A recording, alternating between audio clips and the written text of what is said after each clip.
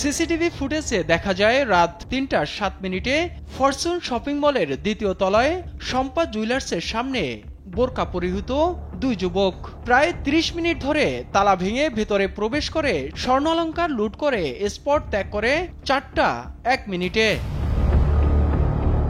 খবর পেয়ে একে একে ঘটনাস্থলে আসে পুলিশ ও সিআইডির ক্রাইম সিন ইউনিট।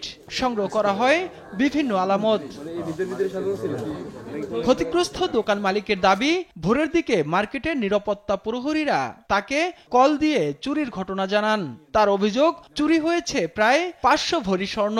আমার দোকানে মোটামুটি সাজানো আসলো ৪০০ ভরি সোনা, বন্ধকি সোনা আসলো ১০০ ভরি প্লাস, ক্যাশ টাকা আসলো ৪০,০০০। দেখি আমার এখানে কিছুই নাই। আমাদের মার্কেটের দারোয়ান তো অবশ্যই জড়িত। মফিজ হলো প্রথম, মফিজের রিমান্ডে নিলে সব তথ্য আমার মনে হয় জানা যাবে। এ ঘটনায় প্রশ্ন ওঠে মার্কেটের নিরাপত্তা নিয়ে। দোকান মালিক সমিতির দাবি, এমন চুরির ঘটনা এবারই প্রথম। মার্কেটে কেউ জড়িত কিনা তা খতিয়ে দেখা হচ্ছে। আমাদের নিরাপত্তার কোনো ঘাটতি নাই, যেহেতু এটা একটা হয়ে গেছে। আমাদের কোথায় নিরাপত্তার ঘাটতি আসলে আমার একটু সবার সাথে আলাপ আলোচনা করে আমি জিনিসটা যেতে পারবো, যেহেতু আমাদের কখনো এটা হয় নাই। আমরা এরবারই অ্যাক্সিডেন্টের সম্মুখীন।